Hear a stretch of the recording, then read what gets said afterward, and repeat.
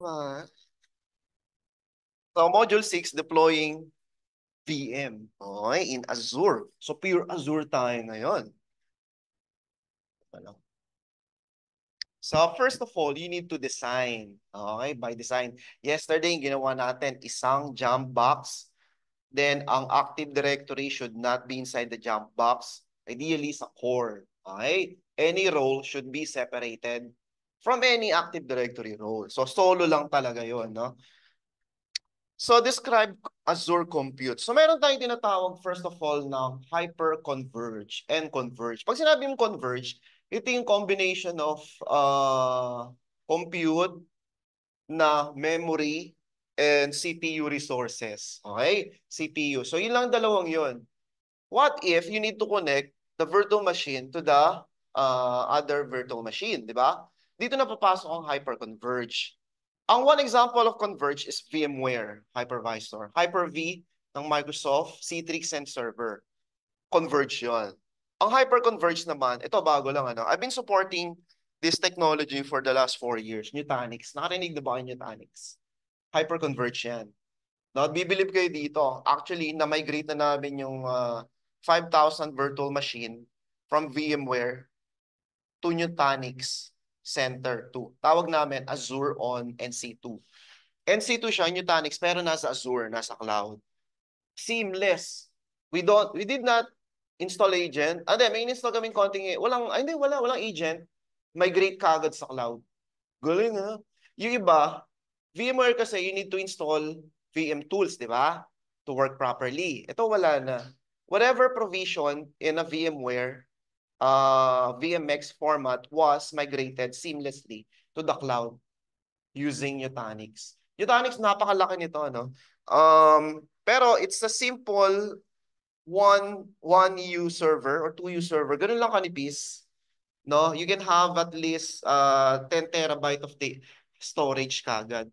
So in one U, in one hardware, ando na yung storage component din. Okay, sa VMware kasi kailangan pa ng Dell EMC, bibili ka pa nun eh. Kailangan pa ng Cisco UCS for the compute power para gamitin lang CPU and memory pero walang storage, di ba? Bibili ka pa ng Cisco Nexus switch to route yung data, no? Tapos bibili ka pa rin ng Fabric Interconnect to route naman yung mga virtual machine. Kagandahan sa Nutanix NC2, meron siyang replication factor 2. 1:1. Yung isang VM can be copied. Makokopya ka agad. Pag nag-down isa, the user doesn't know kung namatay talaga yung VM niya. Talagang replica mirror. Ang galing ng Nutanix. So, hyperconverged siya, meaning combination of all. Meron na siyang sariling switch. Storage na rin siya. Then, parang siyang VMware. Meron din siyang hypervisor. It's called AOS. Okay? Ang kagandahan dito, pwede mo pa ilagay sa cloud. So kami, we have co-located our data center all over the world. Dami namin data center. Hawak ko lang ko sa Asia Pacific. I'm handling Australia, 2 data center, Sydney and North Sydney. Nagre-replicate ng 2 sites na yon. And then, yung isa naman sa Hong Kong, no? 2 sites din yun, 2 data center. And then lastly, sa Japan, 3 data center. Na-migrate na namin, pure cloud na kami ngayon. Ang natitira na lang is America. Okay? Hindi ko pala pwedeng sabihin yun eh. Right. So Azure Compute is, ito yung tinatawag na EC2, Elastic Compute. Okay? Virtual machine to. Ryan, may tumatawag. So Azure Compute is an on-demand, pay-as-you-go compute service for running cloud-based applications. So this one hosts the apps. Azure VM provide a high degree of flexibility. Flexible siya, you can expand, no? Highly scalable, you can horizontally, meaning you can have X number of virtual machine. And vertically, you can upgrade the CPU on the fly without rebooting. No? Pwede na siya ngayon. No? Ginawa ko lang kagabi, tinest ko talaga. There are 2 tiers of Azure, basic and standard. So basic, ito yung mga 1 gig, 2 gig RAM. Mga ganun lang. No? Standard is at least 2 CPU, 3.5 gig RAM. You can provision generation 1 and Gen 2 Azure. Now, ang difference ng dalawa is Gen 2 allow the UFI and build VMs up to 12 terabytes. Okay? Yung Gen 1, 2 terabyte lang. Nakita niyo yung limit. So how do you create a virtual machine? Sa size, you have to select t-shirt size. B stands for basic. One is one CPU. Then S is the revision. So ito, makikita nyo dito, one virtual CPU will be assigned to you, 1 gigabyte RAM. Okay, not enough for Windows operating system. So ideally, for Linux to. So sa VM categories, yung mga virtual machine, ang daming categories nito. Ano? So, de-demo ko na lang, hindi kayo makalaging kasi virtual machine. Let's say gagawa tayo ng virtual machine. Create Azure VM. So dito, pipili tayo ng... So the first question, if you have a subscription, select the subscription. And then you need to create a group. Kung gagawa kayo ng group, please make sure ganito format so I can delete easily. No? AZ800, tapos lab06 na kasi to eh. No? 06 na to. No? Then, so we can distinguish from different student. Lagyan yung pangalan nyo. Kung dalawa yung ano eh, Christian tsaka ako, Chris B. Para hindi tayo, kasi once I created the resource group, na-create din siya, conflict na yun. Mag-e-error kayo. So, please make sure you put your first name and initial last name, na ganung format sa AZ. So, ano ba yung resource group? I-explain ko yan mamaya. Ang habang kwento nito. Ayan, may resource group na ako. And then, virtual machine name, ganun din. Laging ganun, ha? Ay, ang password lumabas. Na-record. Papalitan ko na naman. Pa yan. AZ800 L06 L06 tapos Chris B BM1 and dito pala BM1 ay, hindi. Pag dinilit ko to mahirapan tayo. AZ. Dapat may ganon. Sa lahat ng makita akong AZ800, automatic deleted. May script ako dyan. And then, tanong dito, region, saan may lalagay? Ang nearest natin, Hong Kong, no? Pero kasi, may limit ang Hong Kong up to 10 virtual CPU. Ilang kayo? 14 kayo. 14 kayo. So, kailangan natin ng 14 virtual CPU. So, sir, paano yun? So, you need to submit a request, quota request sa Azure. Magsasubmit lang kayo ng quota. I want to increase my virtual machine. Then, they reply within 2 to 3 minutes. Kung subscriber kayo. Kung hindi, abutin kayo na 3 days. No? So, dito, in-increase ko na yung quota kagabi. So, paano mag-increase ng quota? So, ganito lang. Napakadali lang. Type mo lang yung ko. Gusto ba talaga? Pwede namin yung gawin doon sa nilagay namin dapat ng mga pag-draw sa game. Dinlate ko na lahat yun eh. Pwede naman, pwede naman. So, ito yung quota. So, limited lang kasi. Limited lang ang CPU.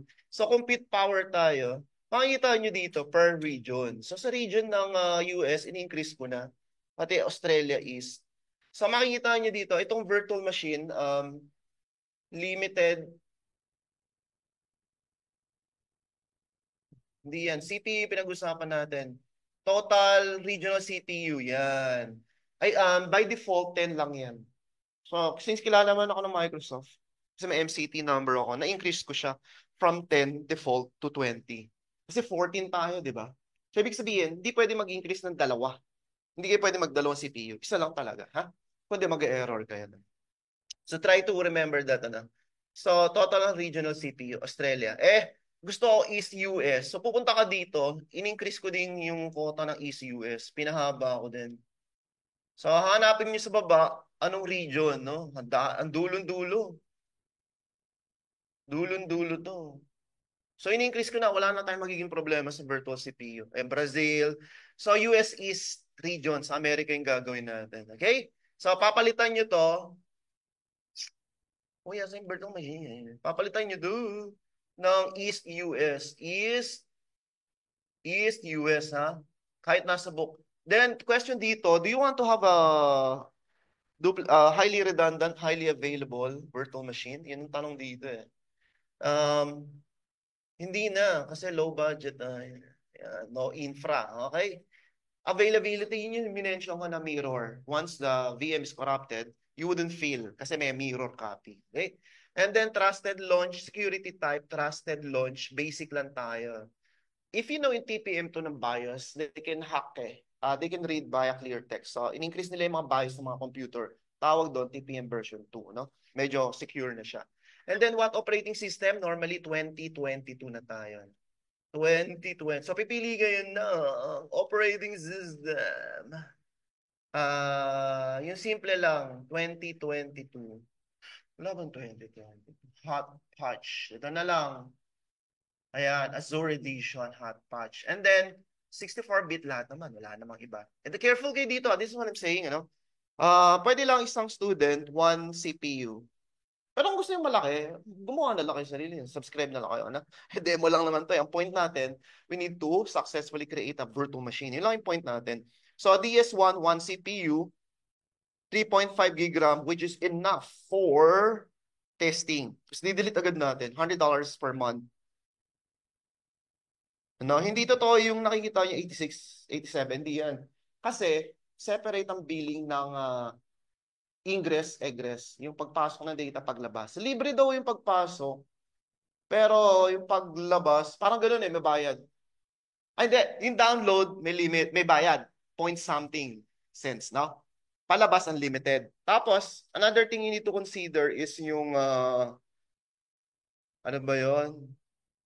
Size of storage, kasama na dito, yung data, tapos, network security group, yung firewall, meron pa yung bayad. Yun yung sinasabi ko. Static IP additional, dynamic IP 0.00 something cents. Maliit lang. Kaya naging 106. So you have to look on the right side. Pero hindi lang yung magiging bill nyo. Magugulat kayo, $150 or something. No? Ang billing cycle, 24 hours. Yung totoong bill na you have used today will be reflected tomorrow. Okay? Ang billing is kada ora. Tapos, student name, student. So, student muna tayo. Ay, ba't ganun? Student. Password, the same lang para hindi na nakakalito.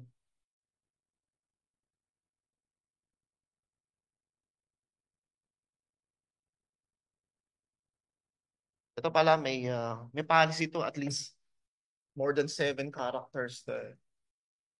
So, whenever I created a password, mahaba. Hahabaan na natin, ha? Sabi, sorry, daming password.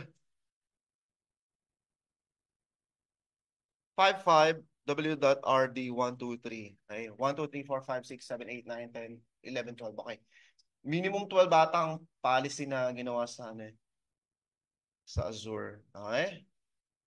And then, paano ba tago itong kulit nito?